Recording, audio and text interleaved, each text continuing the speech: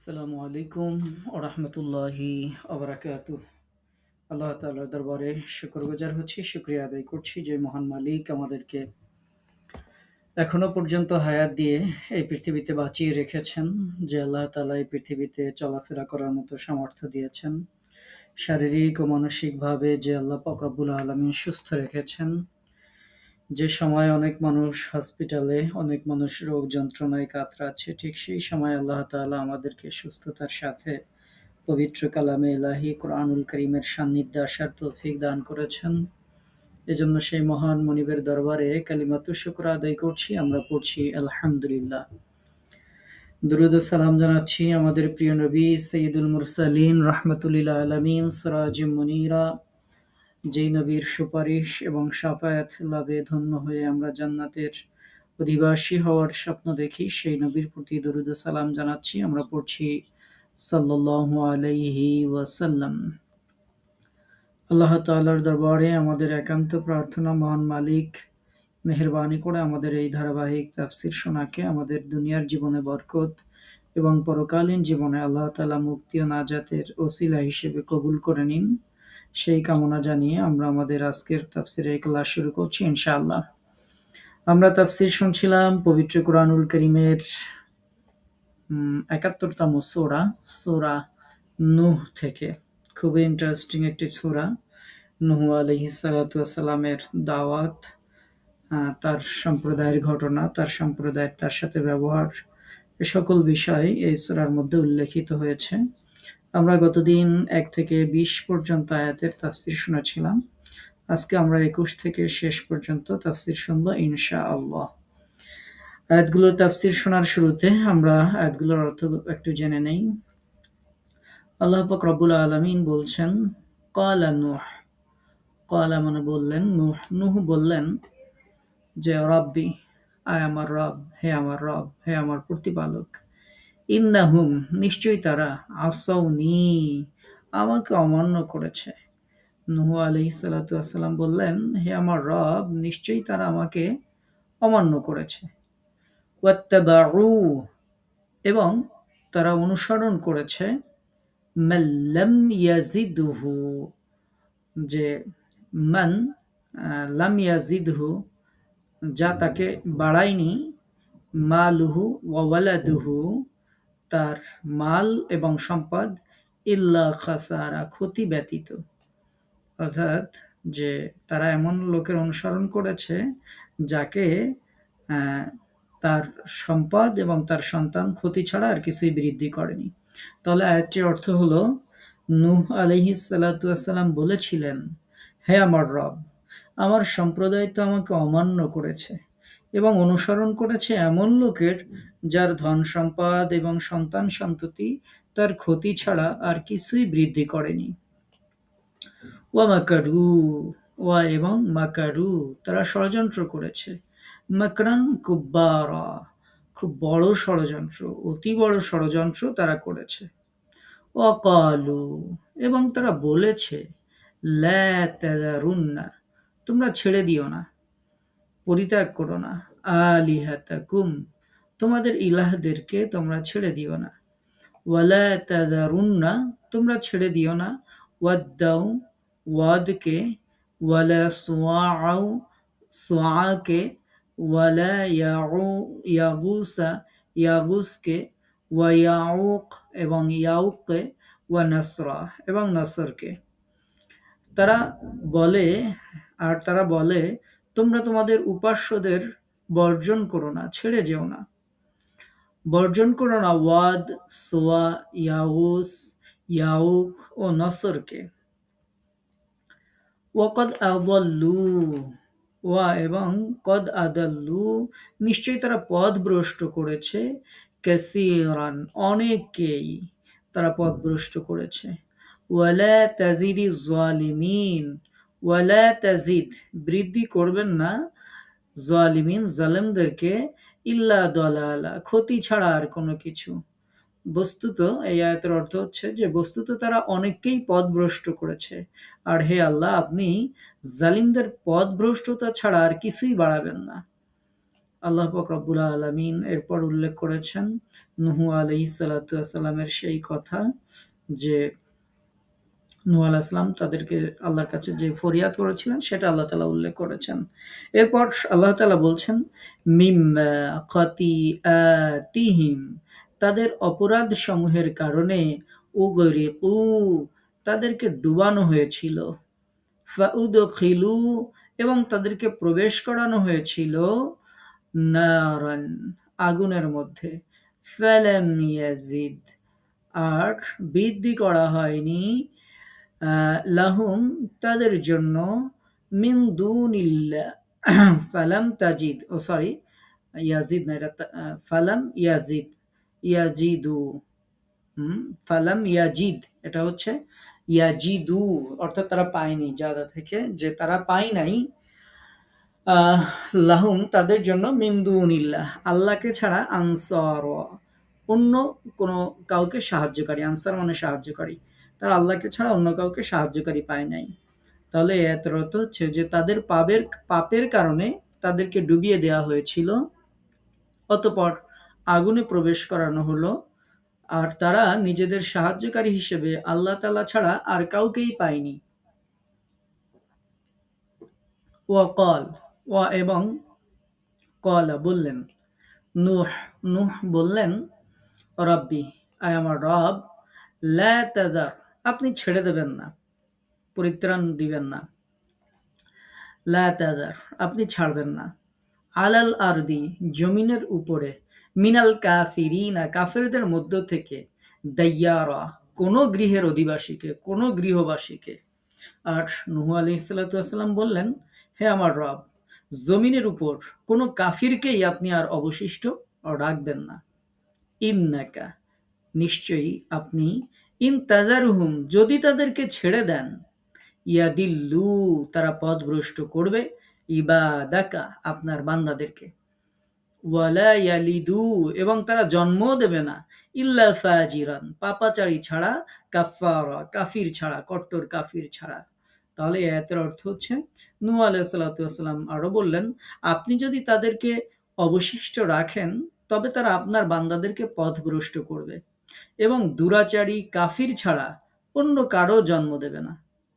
এরপর নূহ আলাইহিস সালাতু ওয়াস সালাম সূরা নূহ সর্বশেষ আয়াতে আল্লাহ তাআলা নূহ আলাইহিস সালামের দোয়া উল্লেখ করেছেন, রব্বি, আয় আমার রব, ইগফিরলি, আপনি আমাকে মাফ করুন, ওয়ালি ওয়ালিদাইয়া, এবং আপনি আমার পিতামাতাকেও মাফ করে দিন, ওয়ালিমান দাখালা, এবং মাফ করুন ওই ব্যক্তিকে, দাখালা, যে প্রবেশ করেছে, বাইতিয়া, আমার গৃহে, আমার ঘরে যে প্রবেশ করেছে তাকেও আপনি মাফ করুন, মুমিনান, মুমিন হয়ে, মুমিন অবস্থায় আমার ঘরে যে প্রবেশ করেছে তাকে আপনি মাফ করুন, ওয়ালিল মুমিনিনা, এবং আপনি ক্ষমা করুন মুমিনদেরকে, ওয়াল মুমিনাত, এবং মুমিনা নারীদেরকে, মুমিনা স্ত্রী লোকদেরকেও আপনি ক্ষমা করুন, ওয়ালা তাজিদিজ জালিমিন, আর আপনি জালেমদের জন্য বাড়াবেন না, ইল্লা তাবারা, ধ্বংস ছাড়া জালিমদের আর কিছুই আপনি বাড়াবেন না। তাহলে এই আয়াতের অর্থ হচ্ছে, নূহ আলাইহিস সালাম বললেন, হে আমার রব, আমাকে, আমার পিতামাতাকে, এবং যে আমার ঘরে ঈমানদার হয়ে প্রবেশ করেছে তাকে, এবং নারী ও পুরুষ যারা ঈমানদার তাদেরকে আপনি ক্ষমা করুন, এবং ধ্বংস ছাড়া আপনি জালিমদের কোনো কিছুই আর আপনি বাড়িয়ে দেবেন না। তাহলে আমরা এই আয়াতের শেষের যে অংশটুকু ছিল ২৮ নম্বর আয়াত পর্যন্ত আমরা আয়াতগুলোর অনুবাদ আমরা শুনলাম। তো আপনারা আয়াতগুলো শুনে বুঝতে পেরেছেন যে নূহ আলাইহিস সালাতু ওয়াস সালাম সাথে তার জাতির যে শেষের দিকের ঘটনাগুলো কি ছিল। আমরা ধীরে সুস্থে এই আয়াতগুলোর সংক্ষিপ্ত তাফসীর একটু আমরা জেনে নিই। তাহলে আমরা আজকে ২১ আয়াত থেকে শুরু করেছি যে নূহ আলাইহিস সালাতু ওয়াস সালাম আল্লাহর কাছে বলেছিলেন যে তারা আমাকে অস্বীকার করেছে। এমন মানুষের তারা অনুসরণ করেছে যাদের সন্তান এবং সম্পদ তাদের ক্ষতি ছাড়া আর কোনো কিছুই বৃদ্ধি করেনি। খুবই গুরুত্বপূর্ণ কথা যে তারা আমার অবাধ্য হয়েছে। তারা সমাজে ধনী এবং নেতৃস্থানীয় লোকদের অনুসরণ করেছে, অথচ এই সমস্ত লোকদের সম্পদ, ধন সম্পদ, তাদের প্রভাব প্রতিপত্তি, তাদের সন্তান সন্ততি তাদের ক্ষতি ছাড়া আর কোনো কিছুই বৃদ্ধি করেনি। তাহলে এর আগের দিন ক্লাসে আমরা জেনেছিলাম নূহ আলাইহিস সালাতু ওয়াসসালাম বলেছিলেন যে আমার আহ্বান এর সময় তারা যে কানে আঙ্গুলি দিত, তারপরে চাদর পেঁচিয়ে থাকতো। নূহ আলাইহিস সালাতু ওয়াসসালাম বিস্তর তার দাওয়াতি কাজ তিনি কিভাবে করেছিলেন সেগুলো তিনি বিস্তারিত উল্লেখ করেছিলেন, যেগুলো আমরা গত ক্লাসে শুনেছি।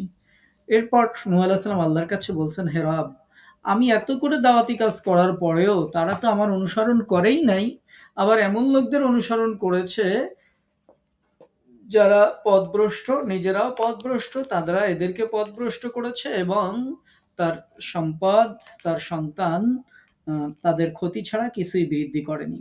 এবং তিনি আরো অভিযোগ করেছিলেন ওয়া মাকারু মাকরান কুব্বারা, এবং তারা খুব বড়সড় ষড়যন্ত্রও করেছে।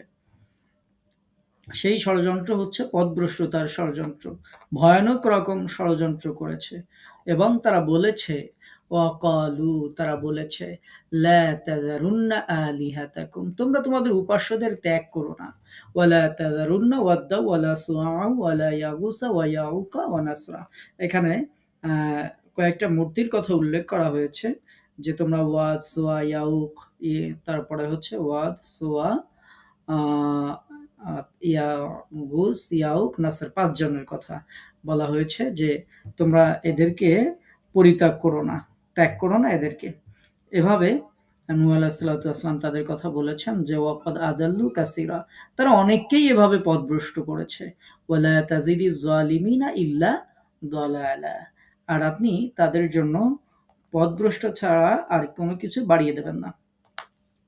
তাহলে আমরা এই আয়াতগুলোতে জানলাম নূহ আলাইহিস সালাম বলেছিলেন, হে আমার পালনকর্তা, তারা আমার সাথে নাফরমানি করেছে। এই সংগ্রাম, তারপরে এত কষ্ট, তাদের মনোযোগ আকর্ষণ করার এত এত প্রচেষ্টা, আলোর পথে তাদেরকে এগিয়ে নিয়ে আনার এত চেষ্টা সাধনা, তাদের সতর্কীকরণ ও ভীতি প্রদর্শন, তারপরে ক্ষমার আশ্বাস দান করা, গতদিন ক্লাসে আমরা শুনেছিলাম, তাদের ধন সম্পদ, সন্তানাদি এবং সহজ জীবনের ওয়াদা আমি বারবার তাদেরকে দিয়েছি। এতদা সত্ত্বেও তারা আমাকে প্রত্যাখ্যান করেছে। সর্বক্ষণ তাদের গতি ভুল পথের পথিক, ভুল পথে পরিচালনাকারী নেতৃবৃন্দের দিকেই নিবদ্ধ থেকেছে।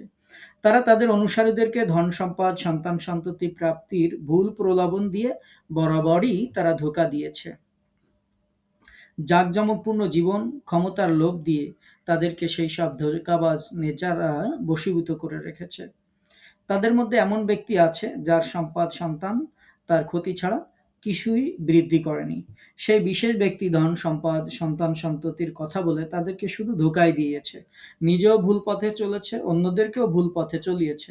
অথচ তাদের এই দুটির কিছুই বাড়েনি। যেটি তাদের বেড়েছে সেটি হচ্ছে দুর্ভোগ তাদের বেড়েছে। এবং এই গোমরাহ নেতারা তাদেরকে ভুল পরিচালনা করেই ক্ষান্ত হয়নি, তারা ভয়ানক রকমের ষড়যন্ত্র করেছে। সেই ষড়যন্ত্রের মধ্যে চূড়ান্ত প্রকারের অহংকার রয়েছে। অর্থাৎ এই নেতারা তাদেরকে ছলে বলে কৌশলে বশীভূত করে নিজেদের প্রাধান্য কায়েমের চেষ্টাতেই লিপ্ত ছিল। এজন্য তারা নবীর দাওয়াতকে ব্যর্থ করে দিতে চেয়েছে এবং মানুষের অন্তরে দাওয়াতি কাজের প্রতি মনোযোগ আসার সকল পথকে তারা রুদ্ধ করে দিয়েছে। তারা তাদের কুফরি কাজকে সুন্দর করে দেখানোর জন্য ষড়যন্ত্র করেছে। তাদের ষড়যন্ত্রের মধ্যে এটাও একটা দিক ছিল যে তারা মানুষকে সেই সকল মূর্তি পূজা করার জন্য উদ্বুদ্ধ করত যাদেরকে তারা ক্ষমতাবান মনে করত। এবং তারা বলেছে যে তোমরা তোমাদের মাবুদ দেবতা তাদেরকে তোমরা পরিত্যাগ করো না, আলিহাতাকুম, যেটা এখানে এই আয়াতে আল্লাহ পাক রব্বুল আলামিন উল্লেখ করেছেন যে আলিহাতাকুম, তোমরা তোমাদের উপাস্যদের ত্যাগ করো না। তো এই উপাস্যদেরকে তারা শক্তি, সাহস বৃদ্ধির উৎস তারা মনে করত। এবং তারা মনে করত যে এটার ফলে তাদের অন্তরে একটা অপরাধজনক প্রভাব বিস্তার করত। তারা মনে করত যে আল্লাহর ক্ষমতার পাশাপাশি তাদেরও কিছু ক্ষমতা আছে, যেগুলোকে উপেক্ষা করলে তারা মনে করত তাদের বুঝি সমূহ কোনো অকল্যাণ ঘটবে। সেই সকল দেবতাদের তারা ডাকত যারা ছিল তাদের ধারণায় মান সম্ভ্রমের দিক দিয়ে সবার উপরে। এজন্য তাদের নাম ধরে তারা বারবার বলতো, খবরদার, তোমরা নবীর দাওয়াত শুনে, নূহের দাওয়াত শুনে তোমরা তোমাদের এই ইলাহদেরকে, দেবতাদেরকে তোমরা ছেড়ে যেও না। খবরদার, তোমরা ওয়াদ, সোয়া, ইয়াগুস, ইয়াউক ও নাসারকে ছেড়ে যেও না। সেই সব মূর্খ নাদানদের কাছে এই সব দেবতারা ছিল শক্তি এবং ক্ষমতার উৎস। এবং আমাদের নবী মুহাম্মদুর রাসূলুল্লাহ সাল্লাল্লাহু আলাইহি ওয়াসাল্লামের জামানা পর্যন্ত এই যে সব মূর্তির নাম আপনারা শুনছেন এদের উপাসনা করা হতো। তো এইভাবে তারা নিজেরা যেমন ভুল পথের পথিক ছিল, মানুষকেও তারা এভাবে এই পূজা অর্চনার মধ্যে তারা মানে একেবারেই নিয়ে আসে এবং তারা সেই সময় মূর্তির চতুর্দিকে তাদের ভক্তরা জড়ো হতো এবং সেই সব মূর্তির সাহসিকতাপূর্ণ কীর্তিগাথা গেয়ে গেয়ে তারা ভক্তদের হৃদয়কে তারা আন্দোলিত করতে চেষ্টা করত। এভাবে তারা বহু লোককে ভুল পথে পরিচালিত করেছে। তো আমরা এখানে যেহেতু এই মূর্তিগুলোর কথা আসলো সেহেতু একটু সম্পর্কে আলোচনা করি যে আহ, এই যে মূর্তিগুলোর কথা আমরা শুনছি যে তাদেরকে তারা বলেছিল যে তোমরা এদেরকে ত্যাগ করো না। এই মূর্তি কারা ছিল? নূহ আলাইহিসসালামের জাতির যে নেতারা ছিল তাদের যে ধোঁকাবাজির কথা উল্লেখ করা হয়েছে, তাদের যে ষড়যন্ত্রের কথা উল্লেখ করা হয়েছে, পবিত্র কুরআনুল কারিমে এরকম কথা বিভিন্ন জায়গায় উল্লেখ করা হয়েছে। নেতারা জাতির লোকদেরকে নূহ আলাইহিসসালামের শিক্ষার বিরুদ্ধে বিভ্রান্ত এবং প্রতারিত করার চেষ্টা করত। যেমন তারা বলতো, সূরা আরাফের ৬৩ নম্বর আয়াতে আল্লাহ তাআলা উল্লেখ করেছেন, তোমরা কি আশ্চর্য হচ্ছ যে তোমাদের মতোই একজন মানুষের নিকট তোমাদের রবের কাছ থেকে বাণী এসেছে? এটা তারা বলতো। এরপরে আহ, তারা বলতো সূরা হুদের ২৭ নম্বর আয়াতে আল্লাহ পাক রব্বুল আলামিন উল্লেখ করেছেন যে তারা বলতো, আমাদের নিম্ন শ্রেণীর লোকেরা না বুঝে শুনে নূহের আনুগত্য করেছে। তার কথা যদি সত্যিই মূল্যবান হতো তাহলে জাতির নেতা ও জ্ঞানীগুণী ব্যক্তিবর্গ তার প্রতি বিশ্বাস পোষণ করত। এটা তারা বলতো যে আমাদের নিম্ন শ্রেণীর যাদের জ্ঞান বুদ্ধি কম, তারপরে যাদের শিক্ষা দীক্ষা কম, তারাই নূহের অনুসরণ করেছে। আর যদি নূহের কথা সত্যি সত্যিই যদি নূহের কথা মূল্যবান হতো তাহলে তো জাতির যাতে জ্ঞানী গুণী ব্যক্তিবর্গ আছে তারা এর প্রতি বিশ্বাস স্থাপন করত। দেখেন এই কথা সেই নূহ আলাইহিস সালাতু ওয়াস সালামের সময়ের জামানার যারা তাগুতি শক্তি ছিল তারা সেই সময়ে বলতো, এই কালেও আপনি যখন ইসলামকে প্র্যাকটিস করার ফলো করার চেষ্টা করবেন, এই কালেও মানুষেরা এরকম কথা বলে যারা ব্যাকডেটেড, তারপর বিভিন্ন ভাষা তারা ইউজ করে যে তারা ধর্মের অন্ধ অনুকরণ করছে, মধ্যযুগে ফিরে যাচ্ছে, এরকম বিভিন্ন কথা বলতো যে তার যদি ইসলাম এরকমই হতো তাহলে তো সব ভালো জ্ঞানী মানুষেরাই এর প্রতি বিশ্বাস পোষণ করতো। এই কথাগুলো নূহ আলাইহিস সালাতু ওয়াস সালামের সময়ের জাতির যারা নেতা ছিল, তারা দিন বিরোধী যারা ছিল তারা এই কথাগুলো বলতো। প্রিয় নবী সাল্লাল্লাহু আলাইহি ওয়াসাল্লামের সময়ের যারা রাসূলের বিরোধী ছিল তারাও এই কথা বলতো। এই যুগেও যারা ইসলাম বিরোধী দিন বিরোধী তারাও এই যুগে একই ধরনের কথা তারাও বলে। সুতরাং আমাদেরকে সতর্ক থাকতে হবে। এরপর তারা আরো বলতো, সূরা মুমিনুনের ২৪ নম্বর আয়াতে আল্লাহ তাআলা উল্লেখ করেছেন যে তারা বলতো যে আল্লাহ যদি পাঠাতেই চাইতেন তাহলে কোনো ফেরেশতা পাঠাতেন। আল্লাহ যদি নবী পাঠানোর দরকারই হতো, তোমাদের হেদায়েত করার যদি দরকারই আল্লাহর হতো যে তোমাদেরকে তিনি হেদায়েত করবেন, এসব যদি তিনি চাইতেন তাহলে তিনি কোনো একজন ফেরেশতা আসমান থেকে পাঠিয়ে দিতেন। এরকম কথা তারা বলতো, যেটা সূরা মুমিনুনের ২৪ নম্বর আয়াতে উল্লেখ করা হয়েছে। এরপরে সূরা হুদের মধ্যে আরো উল্লেখ করা হয়েছে যে এই ব্যক্তি যদি আল্লাহর প্রেরিত রাসূল হতেন তাহলে তার কাছে সবকিছুর ভান্ডার থাকতো। তিনি অদৃশ্য বিষয় সম্পর্কে জানতেন এবং ফেরেশতাদের মতো সব রকম মানবীয় প্রয়োজন ও অভাব মুক্ত হতেন। তারা মানুষদেরকে এই কথা বলেও বুঝাতো যে দেখো, তোমরা যে নূহের অনুসরণ করো, যেই রাসূলের অনুসরণ করো, নবীর অনুসরণ করো, সে যদি সত্যি সত্যিই রাসূল হতো তাহলে সবকিছুর ভান্ডার তার কাছে থাকতো। সে চাইলেই যে কোনো কিছু দিয়ে দিতে পারতো, চাইলেই সবকিছু হয়ে যেত। এটা তারা বলতো। তিনি অদৃশ্য বিষয় সম্পর্কে জানতেন, তিনি তোমাদের গায়েব অদৃশ্য সবকিছু বলে দিতে পারতেন এবং ফেরেশতাদের মতো তার কোনো মানবিক প্রয়োজন থাকতো না। তার খাওয়া পড়ার দরকার হতো না, বিয়ে শাদীর দরকার হতো না, কোনো কিছুর দরকার হতো না, তিনি অভাব মুক্ত হতেন। এইভাবে বলে নূহ আলাইহিস সালামের সময়ের যারা নেতৃস্থানীয় ব্যক্তি ছিল তারা এভাবে মানুষদেরকে বিভ্রান্ত করত। এমনকি রাসূল সাল্লাল্লাহু আলাইহি ওয়াসাল্লামের সময়েও যারা প্রিয় নবীর বিরোধিতা করতেন তারাও এই কথা বলতো যে এ আবার কেমন রাসূল যে বাজারেও যায়, যে চলাফেরা করে, যে খাবার খায়, এ আবার কেমন রাসূল? তো এই কথাগুলো যুগে যুগে সবসময় ইসলাম বিরোধী যারা তারা বলেই আসে যে আল্লাহ যদি এত শক্তিশালী হবেন, আল্লাহর দিনকে যদি আল্লাহ প্রতিষ্ঠিতই করবেন তাহলে ফিলিস্তিনে মুসলমানেরা এত এত মার খাচ্ছে কেন? আল্লাহ তো সবকিছু ঠিক করে দিতে পারতেন। এরকম বিভিন্ন কথা বলে যুগের কাফেররাও মুসলিমদেরকে বিভ্রান্ত করার চেষ্টা করে। এরপরে সূরা মুমিনুনের 25 নম্বর আয়াতে আল্লাহ তাআলা আরো উল্লেখ করেছেন তাদের কথা যে নূহ এবং তার অনুসারীদের এমন কি অলৌকিকত্ব আছে যার জন্য তাদের মর্যাদা ও শ্রেষ্ঠত্ব স্বীকার করে নিতে হবে। এ ব্যক্তি আসলে তোমাদের মধ্যে তার নেতৃত্বকে প্রতিষ্ঠিত করতে চায়। এটাও তারা বলতো। যুগে যুগে যারা ইসলাম বিরোধী তারা সেই যুগেও বলেছে, রাসূলের যুগেও বলেছে, এই যুগেও তারা একই কথা বলে যে তাদের মধ্যে এমন কি অলৌকিকত্ব আছে যে তাদের মর্যাদা শ্রেষ্ঠত্ব এগুলো স্বীকার করে নিতে হবে। আসলে এসব কোনো কিছুই না, তারা মূলত হচ্ছে তোমাদের মধ্যে নেতৃত্ব প্রতিষ্ঠিত করতে চায়। এখনো যদি আপনি দিনের পক্ষে কথা বলেন বলবে যে এসব আসলেই কোনো কিছু না, তারা মূলত এর মধ্যে ক্ষমতা দখল করতে চায়। এরকম বিভিন্ন কথা এই যুগের মানুষরা বলবে। তো নূহ আলাইহিস সালামের জাতির নেতারা বলতো যে তারা নূহ আলাইহিস সালাম তোমাদের মাঝে তার নেতৃত্বকে প্রতিষ্ঠিত করতে চান। এরকম কথা বলে কুরাইশের লোকেরাও রাসূল করিম সাল্লাল্লাহু আলাইহি ওয়াসাল্লামের বিরুদ্ধে মানুষদেরকে বিভ্রান্ত করত। আর এই সম্প্রদায়ের বিরুদ্ধে তাদের ষড়যন্ত্রের কথা যেমন আমরা শুনলাম, নূহ আলাইহিস সালাতু ওয়াসসালাম তাদের বিরুদ্ধে আল্লাহর কাছে অভিযোগ করেছিলেন যে হে আমার রব, তারা শুধু এই ষড়যন্ত্র করেই শেষ হয়নি, তারা আরো যা করেছে ভয়ানক রকম ষড়যন্ত্র তারা করেছে। সেই ভয়ানক রকম ষড়যন্ত্র হচ্ছে যে তারা তো নিজেরা উৎপীড়ন করতই, উপরন্তু জনপদের গুন্ডা দুষ্ট লোকদেরকেও নূহ আলাইহিস সালাতু ওয়াসসালামের পিছনে লেলিয়ে দিত। তারা পরস্পর এই চুক্তিতে উপনীত হয়েছিল যে আমরা আমাদের দেবদেবীর বিশেষত এই ৫ জনের উপাসনা পরিত্যাগ করব না। এটা জাতির লোকদের কাছ থেকে তারা শপথ নিত যে যাই করো তাই করো, এই যে ৫ জন যে ৫ জন মূর্তির কথা এখানে উল্লেখ করা হচ্ছে, এই ৫ দেবতাকে কোনো অবস্থাতেই তোমরা পরিত্যাগ করবে না। আয়াতে উল্লেখিত শব্দগুলো ৫টি মূর্তির নাম।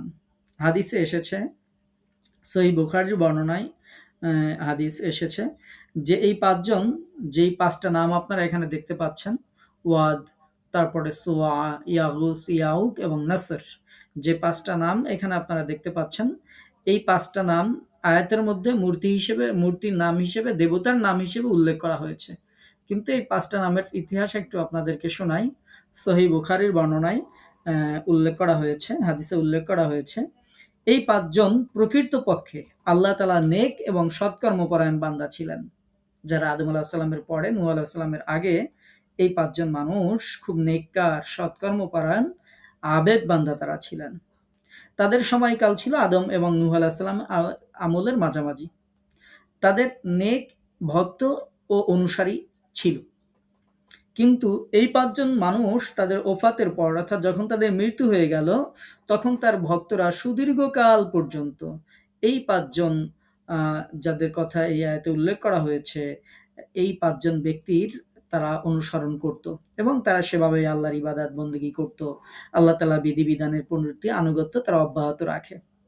কিছুকাল পর শয়তান তাদেরকে এটা বলে প্ররোচিত করলো যে তোমরা যেই সব মহাপুরুষদের পদাঙ্ক অনুসরণ করে উপাসনা করছো, যদি তাদের মোরাল তৈরি করো, যদি তাদের মূর্তি তৈরি করে সামনে রেখে দাও, তবে তোমাদের উপাসনা পূর্ণতা লাভ করবে এবং তোমরা এটার মাধ্যমে আরো বেশি বিনয়, একাগ্রতা তোমাদের অন্তরে অর্জিত হবে।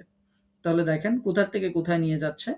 এরপরে এই ৫ জন মানুষের ব্যাপারে তারা বলল, যে সমস্ত আল্লাহর আবেদ বান্দাদের তোমরা অনুসরণ করছো, তাদের শুধু এইভাবে অনুসরণ করলে হবে না।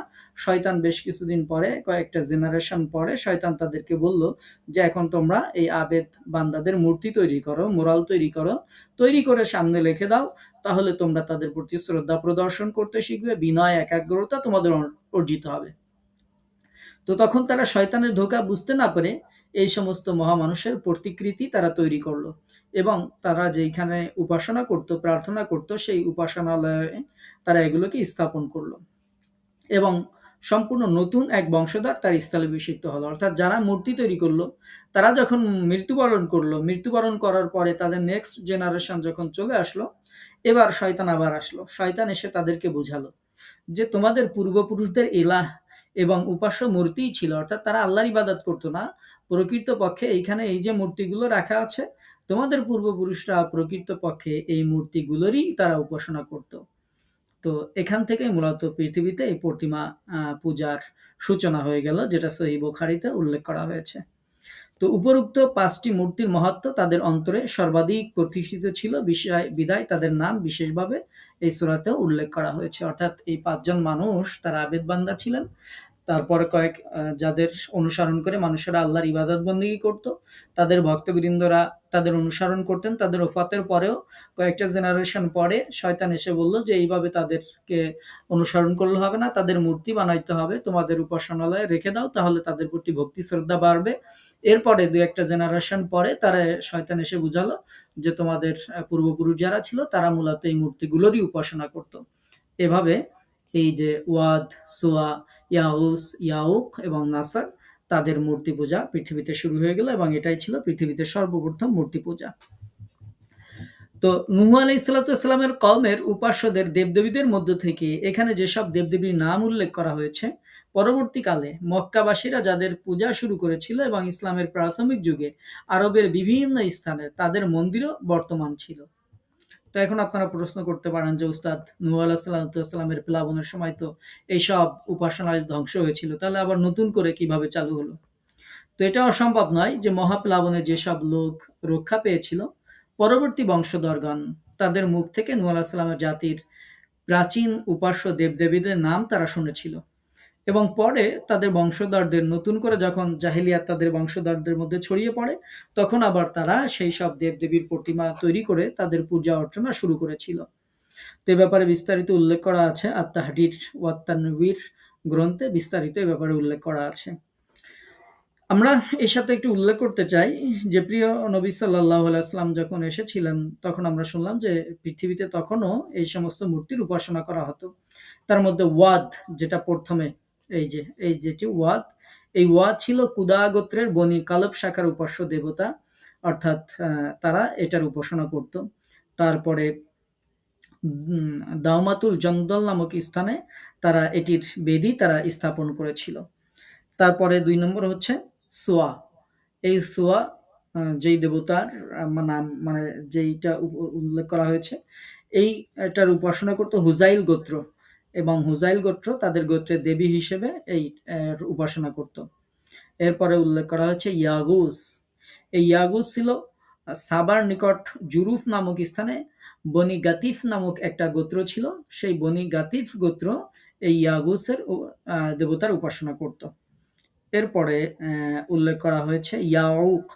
ইয়াউক ছিল ইয়ামেনের হামদান একটা গোত্র ছিল, সেই গোত্রের মানুষেরা এই ইয়াউক এই নামের দেবতার উপাসনা তারা করত। আর সর্বশেষ যেটি নাসর, যেটি এটা ছিল হিমায়ার অঞ্চলের, হিমায়ার গোত্রের আলে জুলকিলা নামক একটা শাখা ছিল, যেই শাখার দেবতা। তো এই ব্যাপারে আমরা বিস্তারিত আর উল্লেখ করছি না, আমরা যতটুকু জানা ততটুকু জেনে ফেলছি যে এইগুলো ভালো মানুষ ছিল, কিন্তু পর্যায়ক্রমে তাদের মূর্তি পূজা শুরু হয়েছিল।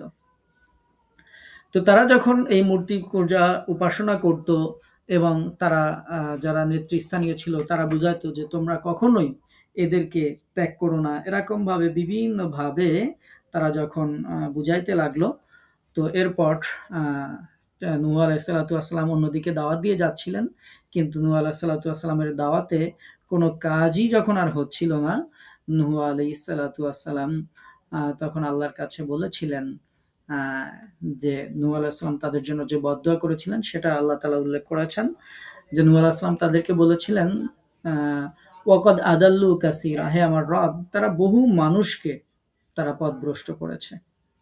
সুতরাং ওয়ালা তাজিদিজ জালিমিনা ইল্লা দালালা, আপনি এদেরকে পথভ্রষ্ট ছাড়া আর কোনো কিছুই আপনি বৃদ্ধি করবেন না, অর্থাৎ তাদের পথভ্রষ্টা থেকে বাড়িয়ে দিন।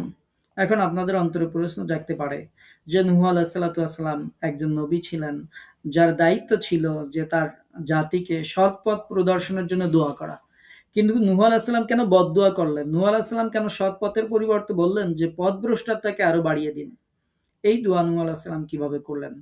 এটির জবাব হচ্ছে প্রকৃতপক্ষে নূহ আলাইহিসসালাতু ওয়াসসালাম দীর্ঘকাল তাদের মাঝে থেকে বুঝতে পেরেছিলেন যে এখন তাদের মধ্যে আর কেউ ঈমান আনবে না।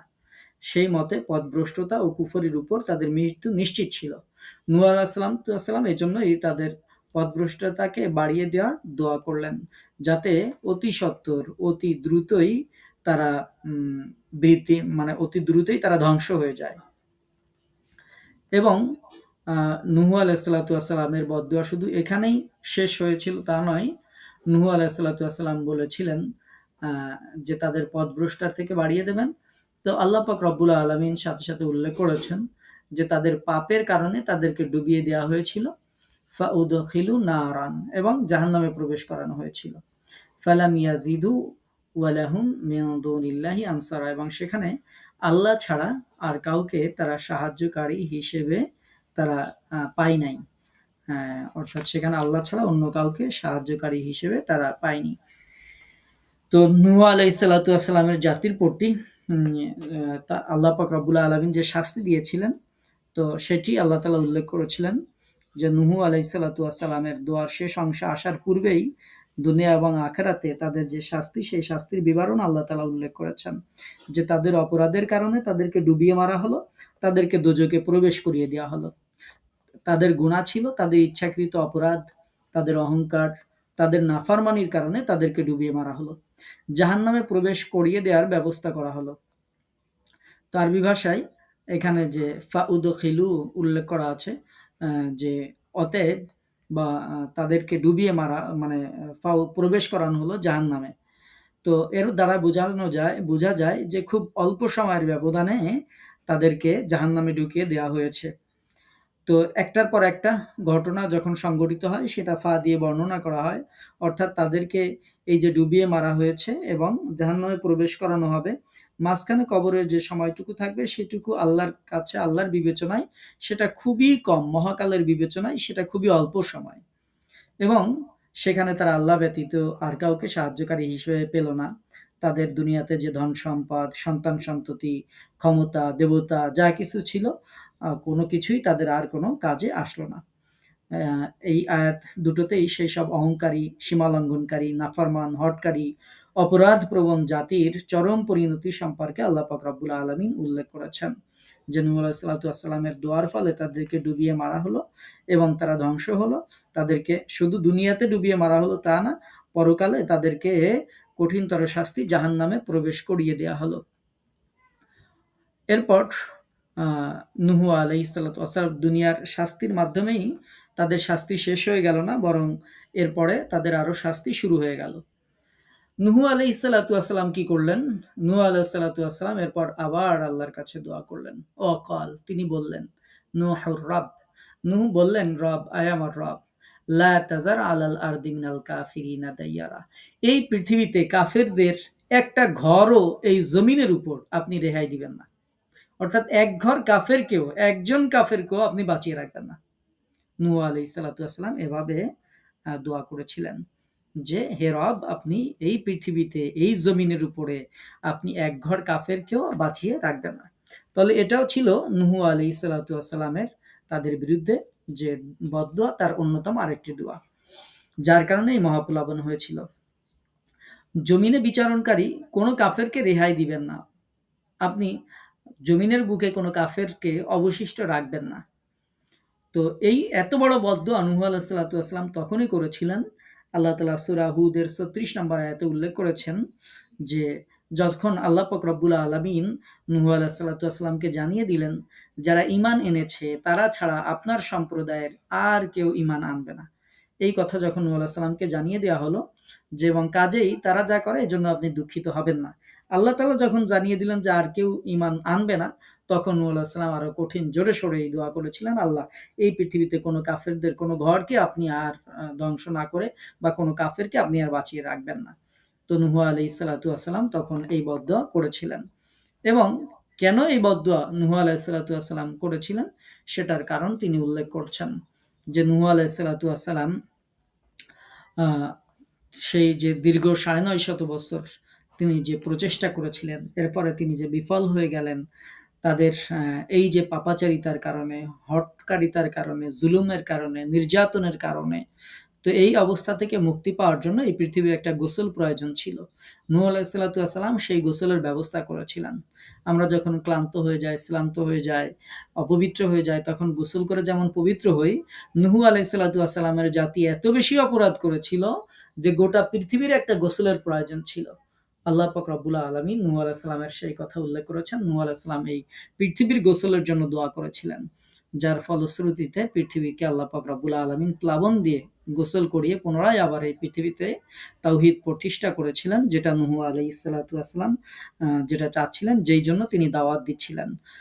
এবং নূহ আলাইহিস সালাম স্পষ্টভাবেই বুঝতে পেরেছিলেন যে তিনি চাচ্ছিলেন যে চূড়ান্ত এক আঘাত দিয়ে এই জালেমদেরকে সমূলে আঘাত করে হোক, একটি ঘরও যেন অবশিষ্ট না থাকে।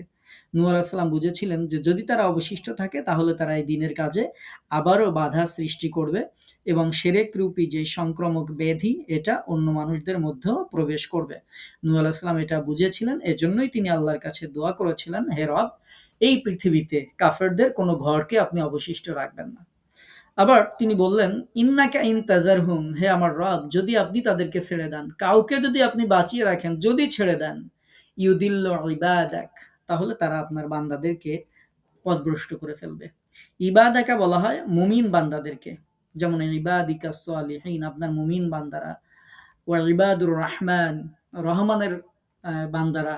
তো এই ইবাদুকা শব্দ ব্যবহার করা হয় সব মানুষের জন্য না। ইবাদুকা শব্দটা বা ইবাদাকা যে শব্দ, এটি ব্যবহার করা হয় যারা মুমিন, যারা আল্লাহ বিশ্বাসী, আল্লাহর প্রিয় মানুষ যারা, তাদের ক্ষেত্রে এটা ব্যবহার করা হয়। তো নূহ আলাইহিস সালাম বললেন, হে রব, যদি কোনো কাফিরকে আপনি এই প্লাবন থেকে ছেড়ে দেন, ধ্বংস না করে এখন যদি কাউকে আপনি ছেড়ে দেন, তাহলে ইউদিল্লু ইবাদাক, তারা আপনার মুমিন বান্দাদেরকে পথভ্রষ্ট করে ফেলবে। এটি নূহ আলাইহিস সালাতু ওয়াসসালাম বললেন। ওয়ালা ইয়ালিদু ইল্লা ফাজিরান কাফারা, এবং তাদের পেট থেকে যেইগুলো ডেলিভারি হবে, তাদের বংশধরে যেই কটার জন্ম হবে, তাদের নসবে নসলে যেইগুলো এই দুনিয়াতে আসবে, ওয়ালা ইয়ালিদু, তারা একটাও জন্ম দিবে না, ইল্লা ফাজিরান, পাপাচারী ছাড়া, কাফারা, কাফির ছাড়া। অর্থাৎ এটা জেনেটিক্যালি প্রবলেম হচ্ছে যে এইগুলোকে যদি আপনি ছাড়েন, তাহলে এরা যেমন ভাবে আপনার মুমিন বান্দাদেরকে পথভ্রষ্ট করবে, একই রকম ভাবে এরা পাপাচারী ছাড়া, কাফের ছাড়া দ্বিতীয় কাউকে জন্ম দেবে না। অর্থাৎ যতগুলো এদের পেট দিয়ে জন্মগ্রহণ করবে, এদের বংশে যতগুলো জন্মগ্রহণ করবে, সবগুলো কাফের হবে, সবগুলো পাপাচারী হবে। তো এই জন্য নূহ আলাইহিস সালাতু ওয়াসসালাম বললেন যে হে রব, একটাকেও ছাড়বেন না। যদি একটাকেও ছাড়েন, ওই একটাই আবার পাপাচারী জন্ম দেবে, কাফের জন্ম দেবে, তারা আবার দিনের পথে বাধা সৃষ্টি করবে। এজন্য নূহ আলাইহিস সালাম বললেন, যদি কোনো ঘর ধ্বংস থেকে আপনি রেহাই দিয়ে দেন, তাহলে সেখানে এমন পরিবেশ পরিস্থিতি গড়ে উঠবে যেখানে আবার কাফেরই জন্ম নেবে। এবং এই কুফর অর্থে সেই বিদ্রোহাত্মক প্রবণতাকে বোঝানো হয়েছে, এবং সেই জালেমদের সন্তানদের মধ্যে ছোটবেলা থেকেই এই জালেমের প্রবণতা গড়ে উঠবে। এভাবেই মাঝারি বয়সে এসে মানুষের তারা এই কুফরির মধ্যে তারা নিমজ্জিত হয়ে যাবে। অতএব মানুষকে সত্যের আলো বিকশিত হওয়ার সুযোগ যেটা থাকবে সেটা হারিয়ে যাবে, কারণ সে সময় তাদের মাধ্যমে অন্যায় এবং খারাপ পরিবেশ পরিস্থিতি বেশি তৈরি হবে। এজন্য নূহ আলাইহিস সালাতু ওয়াসসালাম বললেন যে তারা দুষ্কৃতী, অপরাধ প্রবণ, কাফির ব্যতীত আর কিছুই তারা জন্ম দেবে না। এর দ্বারা বোঝা যায় অপরাধ প্রবণ সেই সমাজে অন্যায়কারী গোমরা লোকদের সংখ্যাই ছিল বেশি, যেই সমাজে নূহ আলাইহিস সালাতু ওয়াসসালাম ছিলেন। তারা বিভিন্ন রকমের বদ অভ্যাস তাদের মধ্যে ছিল, নিচুতা, মনের সংকীর্ণতা, অন্ধ অনুকরণ, এরকম বিভিন্ন দোষে তারা দুষ্ট ছিল। এর ফলে তাদের সন্তানেরাও যদি এই পৃথিবীতে আসে, তাহলে তারাও এরকমই হবে। এজন্য নূহ আলাইহিস সালাতু ওয়াসসালাম মহান মালিকের কাছে দোয়া করেছিলেন, এবং নূহ আলাইহিস সালাতু ওয়াসসালামের এই মূল্যায়ন অত্যন্ত সঠিক ছিল বলেই আল্লাহ পাক রব্বুল আলামিন নূহ আলাইহিস সালাতু ওয়াসসালামের দোয়াকে কবুল করেছিলেন। এবং আল্লাহ তাআলা সেই অন্যায় অপবিত্র অবস্থা থেকে মুক্ত করার জন্য গোটা পৃথিবীকে একটি গোসল করিয়ে দিলেন। জমিনকে সমস্ত জুলুম, নির্যাতন, শিরকের আবর্জনা জমিন থেকে ধুয়ে মুছে আল্লাহ পাক রব্বুল আলামিন সাফ করে দিলেন। পৃথিবীতে পুঞ্জীভূত আবর্জনা থেকে মুক্ত করার জন্য এই কাজটি সর্বশক্তিমান আল্লাহর পক্ষে সম্ভব ছিল, এবং আল্লাহ পাক রব্বুল আলামিন সেটাই করেছেন। এবং এই সময় আপনারা একটি ঘটনা জানেন যে নূহ আলাইহিস সালাতু ওয়াসসালামের আচ্ছা, সেটি আমি একটু পরে উল্লেখ করছি যে নূহ আলাইহিস সালামের যেহেতু এরপর আরো দোয়া রয়েছে, দোয়ার আয়াতের মধ্যে, তো আল্লাহ পাক রব্বুল আলামিন সেটাই নূহ আলাইহিস সালামের এই দোয়াকে কবুল করেছিলেন, জালিমদেরকে যে তুমি ছেড়ে দিও না, এই দোয়াকে আল্লাহ তাআলা কবুল করেছিলেন। সর্বশেষ শেষ আয়াতে আল্লাহ পাক রব্বুল আলামিন নূহ আলাইহিস সালামের দোয়াকে উল্লেখ করেছেন। নূহ আলাইহিস সালাতু ওয়াসসালাম রবের কাছে দোয়া করেছিলেন, রব্বি গফিরলি, হে আমার মালিক, আমাকে ক্ষমা করো, ওয়ালি ওয়ালিদাইয়া, শুধু আমাকে না, সাথে আমার পিতামাতাকেও মাফ করো। শুধু আমার পিতামাতাকে না, ওয়ালিমান দাখালা বাইতিয়া মুমিনা, যেই মানুষ মুমিন অবস্থায় আমার ঘরে প্রবেশ করে তাকেও তুমি মাফ করে দাও। ওয়ালিল মুমিনিনা ওয়াল মুমিনাত, এবং দুনিয়াতে যত মুমিন মুমিনা নরনারী যারা ছিল আছে থাকবে তাদেরকেও তুমি ক্ষমা করে দাও। আর যারা জালিম তাদেরকে ধ্বংস ছাড়া আর কিছু বাড়িয়ে দিও না। এভাবে নূহ আলাইহিস সালাতু ওয়াস সালাম এই দোয়া আল্লাহ পাক রব্বুল আলামিনের কাছে করেছিলেন। নূহ আলাইহিস সালাতু ওয়াস সালাম এত সুন্দর করে আল্লাহ পাক রব্বুল আলামিনের কাছে এই দোয়া তিনি করেছিলেন। যে আমরা এখানে নূহ আলাইহিস সালাতু ওয়াস সালামের দোয়া থেকে যেটা শিখতে পারি সেটা হচ্ছে দোয়া করার সময় আমরা ঠিক একই রকমভাবে নিজেদের জন্য, নিজেদের পিতামাতার জন্য, সবার জন্য আমাদের অবশ্যই দোয়া করা উচিত। এবং দেখেন নূহ আলাইহিস সালাতু ওয়াস সালামের এর আয়াত দ্বারা বোঝা যায় যে নূহ আলাইহিস সালাতু ওয়াস সালামের পিতামাতা মুমিন ছিলেন বলেই আল্লাহ পাক রব্বুল আলামিন নূহ আলাইহিস সালাতু ওয়াস সালামের এই দোয়াকে কবুল করেছিলেন। কারণ হচ্ছে কাফের যারা তাদের জন্য নূহ আলাইহিস সালাতু ওয়াস সালামের দোয়া কবুল করা হয়েছিল না। এমনকি আপনারা জানেন নূহ আলাইহিস সালাতু ওয়াস সালামের নিজের একটা পুত্র ছিল যে তার থেকে পৃথক ছিল, নূহ আলাইহিস সালামের কথা শোনে নাই, তাকেও আল্লাহ পাক রব্বুল আলামিন রক্ষা দেননি। এবং নূহ আলাইহিস সালাতু ওয়াস সালাম যখন তার সন্তানকে বুঝিয়েছিলেন কিন্তু তাতে তার সন্তানের কোনো ফলই হয়নি। তার সন্তান মনে করেছিল যে পানি তার কোনো ক্ষতি করতে পারবে না, সে কোনো এক উঁচু পাহাড়ের উপর উঠে গিয়ে আত্মরক্ষা করবে। কিন্তু ওটা ছিল আল্লাহর আযাব গজব এবং নূহ আলাইহিস সালাতু ওয়াস সালামের বদদুয়ার ফল। কাজেই তা হতে কারো রক্ষা পাওয়া সম্ভব ছিল না। শুধু ওই লোকদেরকে রক্ষা করা হয় যারা নূহ আলাইহিস সালাতু ওয়াস সালামের সাথে তার নৌকায় ছিলেন এবং আল্লাহর নির্দেশক্রমে নূহ আলাইহিস সালাতু ওয়াস সালাম যাদেরকে নৌকায় উঠিয়েছিলেন তারা ছাড়া নূহ আলাইহিস সালাতু ওয়াস সালামের সন্তানদেরকেও তিনি রক্ষা করতে পারেননি। আল্লাহ পাক রব্বুল আলামিন তাদেরকেও ধ্বংস করেছিলেন। তো নূহ আলাইহিস সালাতু ওয়াস সালাম এজন্যই বলেছিলেন যে যারা এভাবে কাফের তারা আপনার মুমিন বান্দাদেরকে তারা এভাবে পথভ্রষ্ট করবে। সুতরাং হে আমার রব, আপনি ক্ষমা করুন আমাকে, আমার পিতামাতাকে, এবং যারা মুমিন হয়ে আমার গৃহ প্রবেশ করবে তাদেরকে। এই গৃহ বলে নূহ আলাইহিস সালাতু ওয়াস সালামের নিজের গৃহ হতে পারে, নৌকা হতে পারে, তারপরে মসজিদ বা নূহ আলাইহিস সালামের যে ইবাদত গৃহ সেটাও উল্লেখ করা হতে পারে। তো এজন্য সবসময় আমরা যদি মুমিনদের মধ্যে অন্তর্ভুক্ত থাকি তাহলে এই যে দোয়াগুলো এই দোয়ার মধ্যে আমরা অন্তর্ভুক্ত হতে পারবো। এবং যখন আমরা দোয়া করি তখন নূহ আলাইহিস সালাতু ওয়াস সালামের এই যে দোয়া এটি আমরা বলে থাকি যে হে আল্লাহ, আপনি ঈমানদার নারী পুরুষদেরকে আপনি ক্ষমা করুন। এইভাবে দোয়া করা এটা নূহ আলাইহিস সালাতু ওয়াস সালামের একটি সুন্নাহ। আমরা দোয়া করার সময় এটা অবশ্যই ফলো করব এবং মুমিনদের সাথে আমরা সম্পর্ক রাখবো। প্রিয় নবী সাল্লাল্লাহু আলাইহি ওয়াসাল্লাম বলেছেন যে তুমি মুমিন ছাড়া আর কারো সঙ্গী হইও না এবং আল্লাহ ভীরু ছাড়া, মুত্তাকি ছাড়া তোমার খাবার যেন অন্য কেউ না খায়। এরকম হাদিস রয়েছে প্রিয় নবী সাল্লাল্লাহু আলাইহি ওয়াসাল্লাম থেকে। তো এই দোয়ার মধ্যে আমরা দেখতে পারি যে নূহ আলাইহিস সালাতু ওয়াস সালাম নিজের জন্য দোয়া করেছেন যে আমাকে ক্ষমা করুন, আমার ভুল ত্রুটি হয়ে যেতে পারে। অর্থাৎ তিনি আল্লাহ পাক রব্বুল আলামিনের কাছে কায়মনোবাক্যে নিজেকে সমর্পণ করে দিয়েছেন যে আমার কোনো বিভ্রান্তি হতে পারে, আমার কোনো ত্রুটি হতে পারে, আমার কোনো ভুল হতে পারে। সুতরাং হে রব, আপনি আমাকে ক্ষমা করে দিন। এর দ্বারা নূহ আলাইহিস সালাতু ওয়াস সালামের বিনয় প্রকাশিত হয়েছে। ওয়ালিদাইয়া, এবং তিনি তার পিতামাতার জন্য দোয়া করেছেন, যেটা একজন পিতামাতার সুযোগ্য সন্তান হিসেবে, সে নবী হোক আর অন্য যে কেউ হোক, পিতামাতার যে আদর্শ সন্তান হবে, পিতামাতার যে সুযোগ্য পুত্র হবে, তার এই দোয়া অবশ্যই করতে হবে যে যেন হে আমার রব, আমার সাথে সাথে যেন আমার পিতামাতার জন্য আপনি ক্ষমা নির্ধারণ করুন, আমার পিতামাতাকেও ক্ষমা করে দিন। এটি এই দোয়া থেকে আমরা শিক্ষা পাই। এবং তিনি যেটি করেছেন যে মুমিনদের জন্য তিনি খাসভাবে দোয়া করেছেন, যে এর মাধ্যমে মুমিন বান্দাদের প্রতি আন্তরিক দরদ তার ফুটে উঠেছে। নবী মুহাম্মদুর রাসূলুল্লাহ সাল্লাল্লাহু আলাইহি ওয়াসাল্লাম, আমাদের প্রিয় নবী, তিনিও বলেছেন যে তোমরা তোমাদের ভাইয়ের জন্য তাই পছন্দ করো যা নিজের জন্য পছন্দ করো। তো এজন্য নূহ আলাইহিস সালাতু ওয়াস সালাম যেহেতু রবের কাছে পছন্দ করেছিলেন, রব যদি আমাকে ক্ষমা করে দেন সেটা আমার জন্য কল্যাণজনক হবে, রব যদি আমার বাবা মাকে ক্ষমা করে দেন সেটা আমার জন্য ভালো হবে। এখন নবী সাল্লাল্লাহু আলাইহি সাল্লাম বলছেন যে তোমরা যেটা নিজের জন্য পছন্দ করো তোমার ভাইয়ের জন্য তাই পছন্দ করো। রাসূল করিম সাল্লাল্লাহু আলাইহি ওয়াসাল্লাম এই পৃথিবীতে আসার হাজার হাজার বছর আগে নূহ আলাইহিস সালাতু ওয়াস সালাম সেই একই দোয়া করেছিলেন। নূহ আলাইহিস সালামও বলেছিলেন, হে আমার রব, আমাকে ক্ষমা করুন, আমার বাবা মাকে ক্ষমা করুন, এবং যারা মুমিন অবস্থায় আমার গৃহে প্রবেশ করে তাদেরকে আপনি ক্ষমা করুন। অর্থাৎ মুমিনদের জন্য নূহ আলাইহিস সালাতু ওয়াস সালাম সেই একই প্রার্থনা করেছেন। এবং যারা শুধু তার ঘরে প্রবেশ করেছিল, তার জামানায় ছিল, শুধু তাদের কথাই নূহ আলাইহিস সালাম বলেননি যে, "যারা আমার জাহাজে আরোহণ করেছে তাদেরকে আপনি শুধু ক্ষমা করুন।" শুধু তিনি এটা বলেননি। বরং নূহ আলাইহিস সালাতু ওয়াস সালামের এই দোয়া সাধারণ মুমিনদের জন্যও ছিল। তিনি বলেছেন, "ওয়ালিল মুমিনিনা ওয়ালিল মুমিনাত" এবং যত মুমিন নারী এবং যত মুমিন পুরুষ আছে তাদেরকেও আপনি ক্ষমা করুন। সর্বদা সর্বখানে যারা নবী ছিলেন তারা ছিলেন মুমিনদের বন্ধু। এবং আত্মীয়স্বজনদের জন্য নবীদের যেমন দরদ মাখা দোয়া ছিল, ঠিক একই রকমভাবে নবীরাও তাদের সাহাবীদেরকে ভালোবাসা, আমানতদারিতা গড়ে তোলার জন্য এবং তাদের জন্য সেভাবে দোয়া করতেন।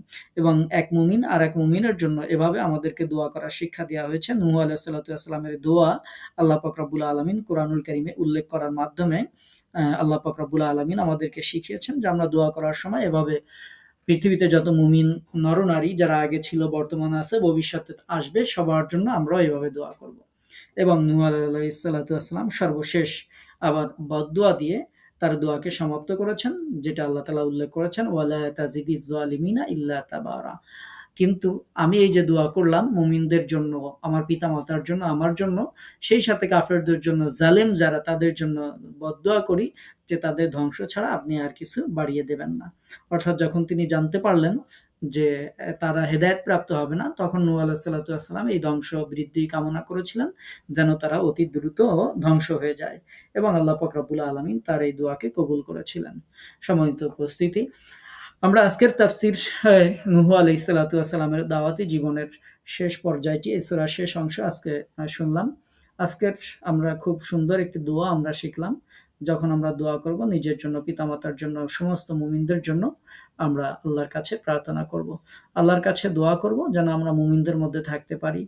আল্লাহর কাছে আমরা প্রার্থনা করতে হবে যারা ভাস্কর্য পূজা, প্রতিমা পূজা, মূর্তি পূজা, সেটা যে নামেই হোক না কেন, যারা এগুলো করে আমরা তাদের মতো হব না এবং কোনো অবস্থাতেই আমরা এরকম ভাস্কর্য, প্রতিমা, সেটা যারই হোক না কেন, আমরা কোনো শ্রদ্ধা প্রদর্শন বা কোনো কিছুই আমরা করব না। তাহলে নূহ আলাইহিস সালাতু ওয়াস সালামের জাতির মতো আমরাও পথভ্রষ্ট হয়ে যাব। সে বিষয়ে আমাদেরকে সতর্ক থাকতে হবে এবং আমাদের ঈমানের ব্যাপারে আল্লাহর কাছে ইস্তেকামত চাইতে হবে যে দুনিয়ার যারা স্বার্থান্বেষী, যারা দিন বিরোধী, তারা বিভিন্নভাবে বিভিন্ন যুক্তি তর্ক দিয়ে মুমিনদেরকে আল্লাহর দিন থেকে ফিরিয়ে রাখে। তাদের এই প্ররোচনা, শয়তানের প্রতারণা থেকে আল্লাহ পাক রব্বুল আলামিন যেন আমাদেরকে হেফাজত করেন। আল্লাহ তাআলা আমাদের ঈমানকে যেন হেফাজতে রাখেন, সেজন্য আল্লাহর কাছে আমাদেরকে কায়মন ওয়াক্যে প্রার্থনা করতে হবে। আল্লাহ তাআলা জাল্লা শানহু আপনাকে, আমাকে, আমাদের সকলকে সেই তৌফিক দান করুন। আমরা পড়ছি আমিন। ওয়া মা আলাইনা ইল্লাল বালাগ। কারো কোনো প্রশ্ন আছে? আচ্ছা, প্রশ্ন